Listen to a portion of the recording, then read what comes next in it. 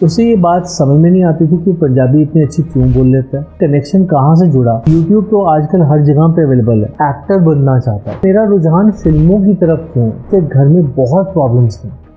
उसके फादर का बहुत बड़ा बिजनेस है और उसके पिता चाहते हैं कि वो लड़का उस बिजनेस को संभाले। वारिस अकेला वो लड़का है, फिल्मों में जाना चाहता है। इसके लिए तो ये कई बार अपने दोस्तों के साथ लोग उन्हें वीरेंद्र के नाम से चिल्लाकर पुकार रहे थे। जी हाँ, उन्होंने अपनी मृत्यु को होते हुए भी देखा।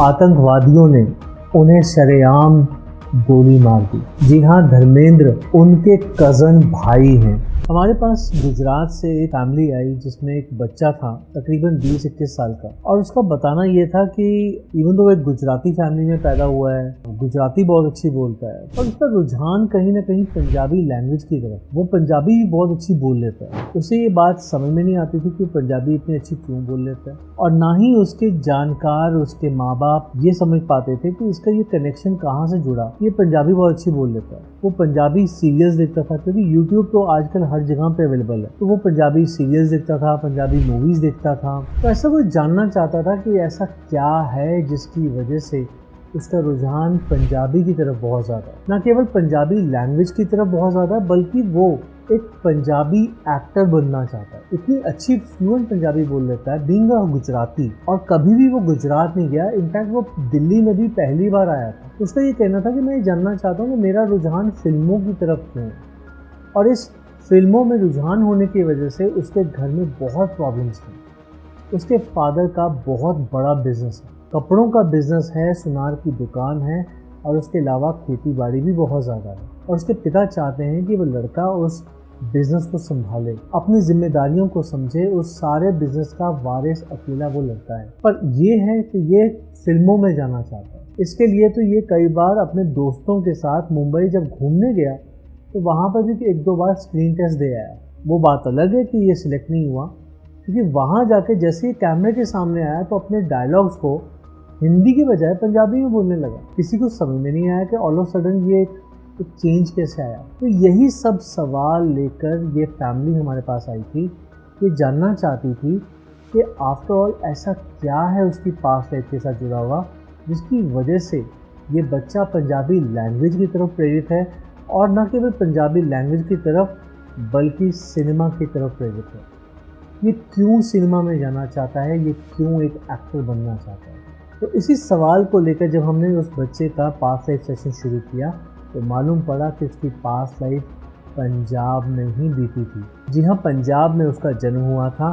जब अपनी पास्ट लाइफ में जाता है तो वो जानता है कि उसका जन्म सन 1948 में फगवाड़ा में होता है, और उनका नाम था सुभाष धड़वाल। उन्होंने सबसे पहले अपने आप को खेतों के बीच में देखा।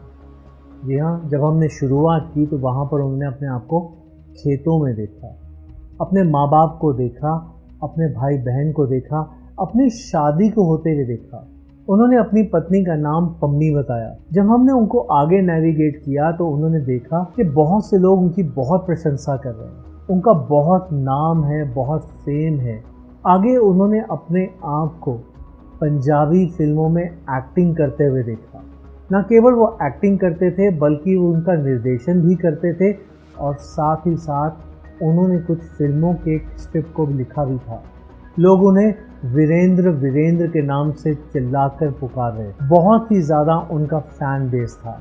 बहुत से लोग उन्हें बहुत पसंद करते थे। उन्होंने उस चकाचौंध को देखा, अपनी चमचमाती गाड़ी को देखा, अपने घर को देखा, अपने परिवार को देखा, और उसके बाद जब उनको और आगे नेविगेट किया गया तो उन्होंने अपनी मृत्यु होते हुए देखी। जी हाँ, उन्होंने अपनी मृत्यु को होते हुए भी देखा। महज 40 साल की उम्र में उन्होंने अपनी मृत्यु को होते हुए देखा, सन 1988 में। और जब उन्होंने अपनी मृत्यु को होते हुए देखा तो वो बहुत ज़ोर ज़ोर से चिल्ला रहे थे, बहुत बुरी तरह से चिल्ला रहे थे, रो रहे थे, उनकी आंखों से आंसू बह रहे थे। वो बता रहे थे कि उन्हें किसी ने गोली मार दी, कुछ आतंकवादियों ने उन्हें शरेआम गोली मार दी। गोली लगने की वजह से उनकी मृत्यु हुई थी। उस सेशन से उन्हें बाहर लाया गया। उस सेशन के बाद उन्होंने अपने थॉट्स को गैदर करने में कुछ समय लिया। कुछ समय के लिए वो बहुत ही ज़्यादा उत्तेजित थे, पर अपने मन के विचारों को ठीक करने में, उन इमेजेस से बाहर आने में उन्हें कुछ समय लग गया। कुछ ही समय के बाद जब उनसे बात की गई, उस सारे सेशन के बारे में जब उनसे डिस्कशन की गई, उसके बाद इन फैक्ट्स को चेक करने के लिए हमने गूगल में रिसर्च करना शुरू किया। और वहाँ क्या देखते हैं, वहाँ देखने को मिला, वहाँ जानने को मिला कि सन 1988 में एक पंजाबी एक्टर को, जो कि न केवल एक एक्टर थे बल्कि एक राइटर, प्रोड्यूसर और डायरेक्टर भी थे, उन्हें दिन दिहाड़े गोली मारकर उनकी हत्या कर दी। तो ये बच्चा जो सवाल लेके आया था कि उसका पंजाबी भाषा की तरफ, पंजाबी लोगों की तरफ, पंजाबी फिल्मों की तरफ जो रुझान है, उसका कारण क्या है, इस चीज़ का जवाब तो उसे मिल गया। पर उसकी दूसरी समस्या तो अभी वहीं की वहीं खड़ी थी। वो एक एक्टर बनना चाहता था, जबकि उसके पिता ये बिल्कुल नहीं चाहते थे। तो यहीं पर बहस शुरू हो गई। उसके पिता उसे यही समझा रहे थे कि जो पास था वो बीत चुका है, जो पुरानी लाइफ थी वो बीत चुकी है। तुम किसी और परिवार में थे, तुम किसी और नाम के साथ जी रहे थे, तुम किसी और प्रोफेशन में थे। जब आज की डेट में एक नया परिवार मिल चुका है, एक नई लोकेशन मिल चुकी है, सब कुछ नया मिल चुका है, तो फिर प्रोफेशन नया क्यों नहीं। वो अब भी एक फिल्म एक्टर बनना चाहता था, पर उसके पिताजी उसे इजाज़त नहीं दे रहे थे। इस सेशन के बाद हम तो सिर्फ उनको शुभकामनाएं दे सकते हैं कि जो वो करना चाहते हैं वो ये कर सकें और अपने पिताजी को मना सकें। पर इस चीज़ के ऊपर तो हमारा कोई ख्याल नहीं, डिसाइड तो उन्हें और उनके पिताजी को ही करना है। पर हाँ, ये मैं आपको बताना चाहता हूँ कि जो सवाल उनके पास था उसका जवाब उन्हें मिला, और बहुत ही क्लियर जवाब मिला, जिसका कि प्रूफ हमें गूगल में भी मिला। और ये फिल्म एक्टर कोई और नहीं बल्कि बहुत ही मशहूर एक्टर धर्मेंद्र, जी हाँ धर्मेंद्र, उनके कज़न भाई हैं, जो कि उस समय में पंजाबी फिल्मों में अभिनय किया करते थे। और उनकी सन 1988 में गोली लगने की वजह से मृत्यु हुई थी।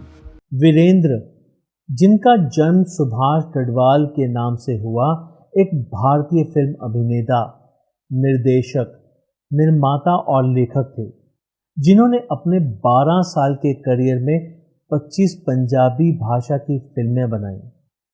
उन्होंने अपने करियर की शुरुआत सन 1975 में रिलीज हुई फिल्म तेरी मेरी एक जिंदगी से की थी।